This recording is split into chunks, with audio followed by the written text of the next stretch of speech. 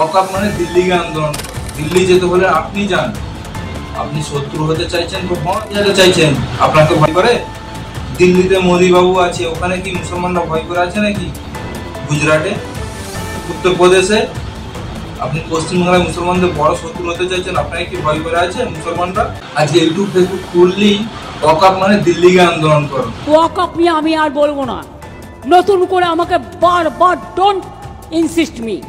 ওয়াকআপ আমাদের এখানে কোনো কোশ্চেন নেই।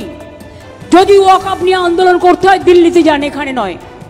বাংলায় আপনাদের কোনো প্রবলেম নেই। কেন আমরা দিল্লিতে আন্দোলন করব? বাংলা থেকে আন্দোলন তৈরি হয়, সারা ভারতবর্ষে ছড়িয়ে পড়ে। এটা আমাদের মুখ্যমন্ত্রী মনে হয় ভুলে গিয়েছেন। কেন তিনি বাংলায় আন্দোলন করে মুখ্যমন্ত্রী হয়েছেন? পুরোনো দিনের অতীত উনি ভুলে যাচ্ছেন আস্তে আস্তে। ওয়াকআপ আমাদের পশ্চিমবাংলাতেও আছে, ওয়াকআপ প্রপার্টি বাঁচাবার জন্য আমাদের বাংলাতেই আন্দোলন করতে হবে। দিল্লি যেতে হলে আপনি যান। আপনাকে আমরা মুখ্যমন্ত্রী হিসেবে চেয়েছি, আপনাকে বসিয়েছি, আপনি দিল্লিতে যান। আমরা কেন যাব? তাহলে মুখ্যমন্ত্রীর পদ থেকে আপনি ইস্তফা দিয়ে দিন, আমরা দিল্লিতে যাচ্ছি। আর একটা কথা বলে রাখি, আজকে দেখবেন অনেক ফেসবুকে ইউটিউবে অনেক মৌলানারা ওয়াকআপ করে চেল্লাচ্ছে। নওশাদ সিদ্দিকী এমএলএ হলো, আপনার গায়ে জ্বালা ধরে গেল। খবরদার, হাজার হাজার নওশাদ তৈরি হবে, হাজার হাজার তৈরি হবে। আমি নওশাদের পার্টি করি না, আমি জাতীয় কংগ্রেসের কর্মী, কিন্তু আমি চাই গণতান্ত্রিক পদ্ধতিতে আমরা লড়াই করব। হাজার হাজার আসবাব হবে, হাজার হাজার নওশাদ হবে, কামরুজ্জামান হবে। আমাদের চাই না মতন শওকত মোল্লা চাই না, আমরা গুন্ডা চাই না, আমরা আরাবুল চাই না, আমরা শিক্ষিত মুসলমানদের নেতা চাই, আমরা কোরআন হাদিস জানা মুসলমান নেতা চাই। ময়দানে দেখেছিলেন মমতা ব্যানার্জি রাতের ঘুম কেড়ে নেওয়া হয়েছে। যে সত্যিকার চেল্লাচ্ছে তাকে ওই মঞ্চে দ্বিতীয়বার দাওয়াত করা হচ্ছে না। এটা ভালো করে আপনারা ফলো করবেন। দিচ্ছে আমরা সুস্বাগতম। কি পদক্ষেপ নিয়েছে তো উনি ভালো জানে, ওনার কমিটি জানে। আমরা কিছু ভালো পদক্ষেপ দেখতে পাচ্ছি না।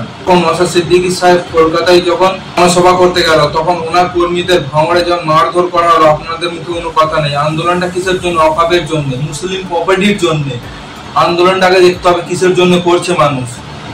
যখন সেই মানুষগুলোর উপর অত্যাচার হচ্ছে, আপনারা কথা বলছেন না, তো আপনাদের পাশে মানুষ কিভাবে দাঁড়াবে? আপনারা ব্রিগেড করবেন, এই করে করে ভয় দেখাচ্ছেন মুখ্যমন্ত্রীকে কি কেন্দ্র সরকারকে, সেটাই মানুষ আজ পর্যন্ত জানে না।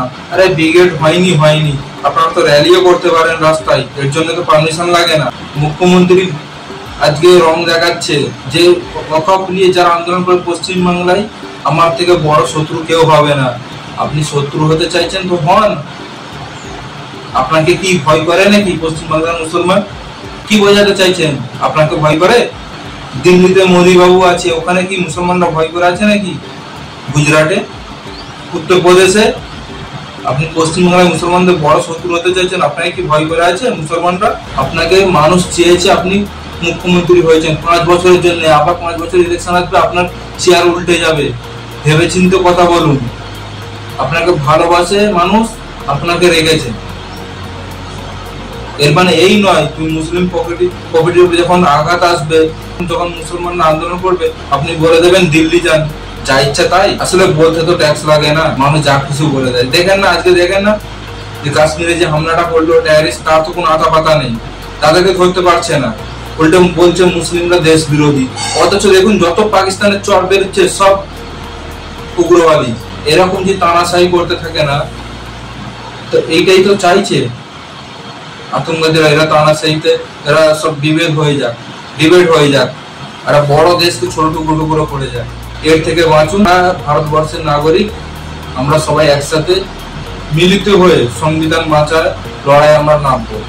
দেখেন না, আরে আন্দোলন যদি করতে সিদ্দিকুল্লাহ মহাশয়ের বাড়িতে গিয়ে করুন। উনি ডাইরেক্ট বলেছে যে এই মিছিলে আমি যাচ্ছি না, আমার ফ্ল্যাগ যে ইউজ করবে তার নামে আমরা আইনি পদক্ষেপ করবো। আর উনি যখন প্রথম ওয়াকআপ আন্দোলন করেছে কলকাতায়, উনি পারমিশন পেল করতে গিয়ে, উনি দিল্লি গেল না। ওনার বিরুদ্ধে আগে গিয়ে আন্দোলন করুন, ওনার বাড়ির সামনে গিয়ে ধর্ণা মঞ্চ তৈরি করুন, তারপরেই আন্দোলনের মতো আন্দোলন হবে। আপনারা আন্দোলন করছেন কাকে খুশি করতে কিছু বুঝে আসছে না, কখন কি বলছেন নিজেরাও জানেন না। কখন মুখ্যমন্ত্রীর বিরুদ্ধে বলছেন, কখন মুখ্যমন্ত্রী তারিফ করছেন। করতে আন্দোলনের মতো করুন, মানুষ পাশে থাকবে। আর আপনাদের যে ভাওতাবাজি, এ ওকে খেয়েও খাচ্ছে, ওকে খেয়েও খাচ্ছে, কাদা ছোড়াছুড়ি করছে, তাতে মানুষ আরো বিভ্রান্ত হচ্ছে। ভিডিওটা বেশি বেশি শেয়ার করবেন, আমার ইউটিউব চ্যানেলটা সাবস্ক্রাইব করবেন। এরপর থেকে প্রতিবাদী ভিডিও এরকম রোজের আসতে থাকবে।